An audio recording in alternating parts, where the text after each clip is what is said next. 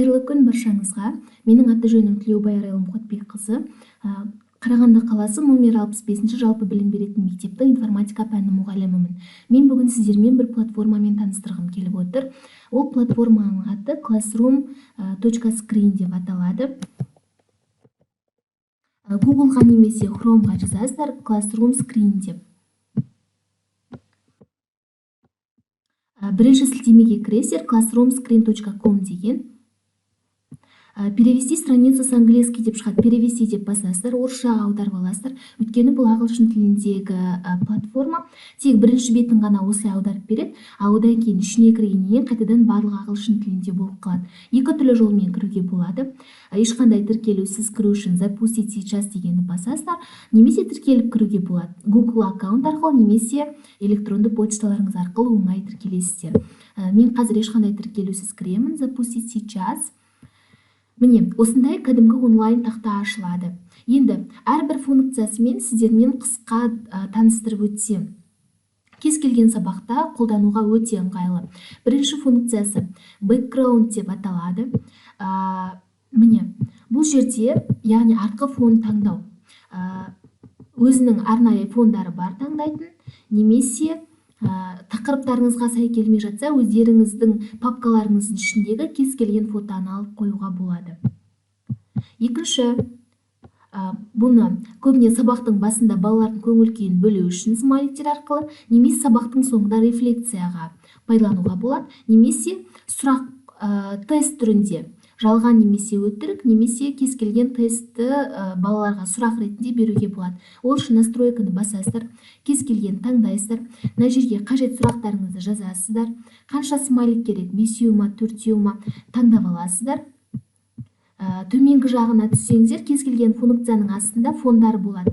Қандай түс керек сізге, кез келген түсті таңдап аласыздар.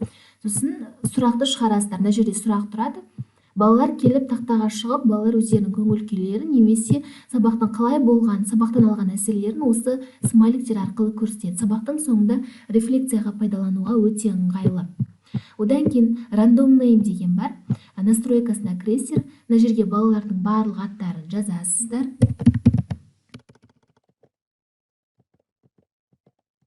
Мысалы, Арайлым, Аяулым деп жазайын. Міне. Continue дегенді басасыздар. Бұны көбіне үй тапсырмасын сұрауға пайдалануға болады. Бұл екіншісі, үшіншісі. Келесі функция бізде QR код. Мына жерге сілтемені қоясыздар. Автомат түрде тапсырмаларыңыздың QR кодын шығарып береді. Балалар өздерінің камераларын алып, тапсырманы телефон арқылы орындауға болады. Рефлексия, мысалы, кез келген тапсырманың сілтемесін қойсаңыздар, автомат түрде QR кодты шығарып береді, өте ыңғайлы. Одан кейін келесі функциясы балалардың назарын өзіңізге аудару үшін. Қатты балалардың дауысы шығып кетсе, немесе шулап кетсе, міне осылай қоңыраудың дауысы шығып тұрады. Балалардың назары өзіңізге аударылады. Келесі функциясы тақырыбыңызға байланысты кез келген суретті экран бетіне шығарып қоюға арналған функция.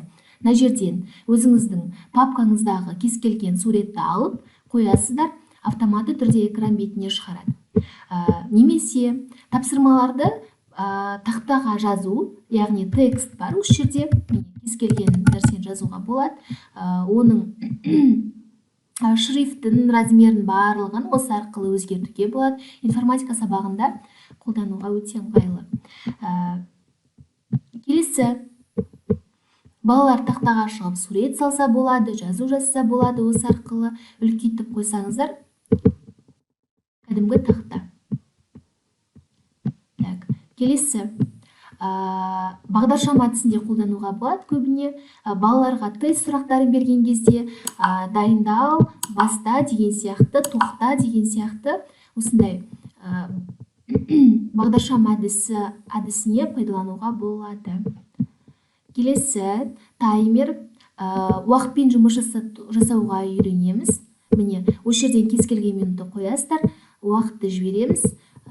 5 минут деп қойдым. 5 минуттан кейін автомат түрде дауыс шығып, балалар уақытпен жұмыс жасайды.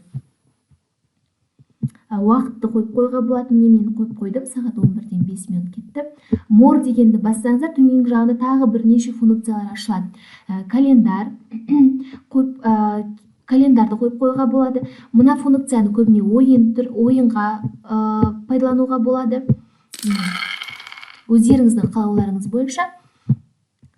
Келесі, бұл функция жаңағы QR код сияқты, бірақ кез келген сілтемені қоясыздар, сол бойынша экран бетіне тапсырманы шығарып береді. Видео болсын, кез келген.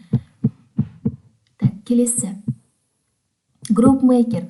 Топқа бөлеміз. Ол үшін настройкасына кіресіздер. Ана жерге балалардың аттарын барлығын жазасыздар. Қанша топқа бөлу керек? 3 топқа немесе 4 топқа деп таңдап аласыздар. Сонымен автоматты түрде балаларды топқа бөліп береді. Топқа бөлу, одан кейін кәдімгі stopwatch деген бар, таймер сияқты балаларды уақытпен жұмыс жасауға. Уақыт тоқтаған кезде өзі шырылдайды. Одан кейін, егер балалар компьютердің алдында отырып жұмыс жасап отырса, веб-камераны қосып қоюға болады. Және соңғысы видео. Мына жерге кез келген видео сілтемені қоясыздар. Басқа платформаларға кіріп жүрудің қажеті жоқ. YouTube-тан болсын, кез келген видеоның сілтемесін қойсаңыздар, автоматты түрде видео шығады. Балаларға тақырып түсіндіргенге өте ыңғайлы. Сонымен classroomscreen.com деген платформа бір ғана платформаның ішінде барлық жағдайлар жасалған. Сабағыңызды бір ғана платформамен қызықты өткізуге болады. Пайдаланып көрсеңіздер болады.